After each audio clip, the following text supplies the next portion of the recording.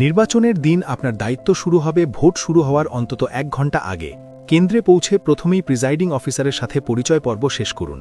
সবার উপস্থিতিতে ব্যালট বক্সগুলো খালি কিনা তা দেখে নিন এবং বক্সের মুখ লক বা সিল দিয়ে বন্ধ করা নিশ্চিত করুন।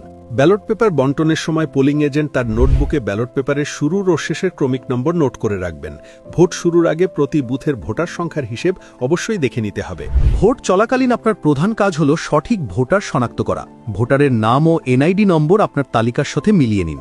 মৃত বা প্রবাসী ভোটারদের নামের পাশে আগে থেকেই চিহ্ন দিয়ে রাখুন, যেন কেউ জাল ভোট দিতে না পারে।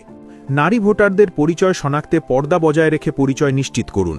নিশ্চিত হন যে একজন ভোটার কেবল একটি ভোটই দিচ্ছে। এছাড়া আঙুলে অমোচনীয় কালির ব্যবহার নিশ্চিত করতে হবে।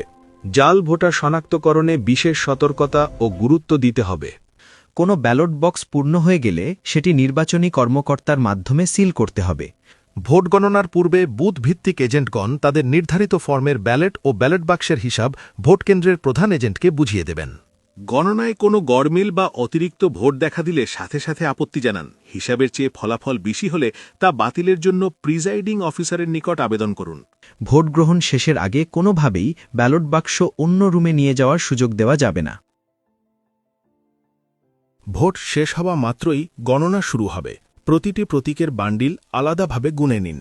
ব্যালটের পেছনে নির্বাচনী কর্মকর্তাদের স্বাক্ষর ও সিল চেক করুন।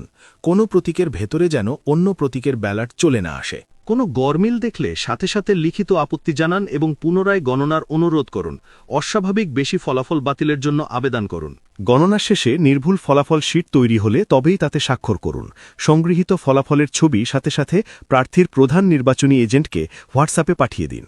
আপনার সততা এবং সাহসিকতাই পারে একটি স্বচ্ছ নির্বাচন নিশ্চিত করতে। ধন্যবাদ।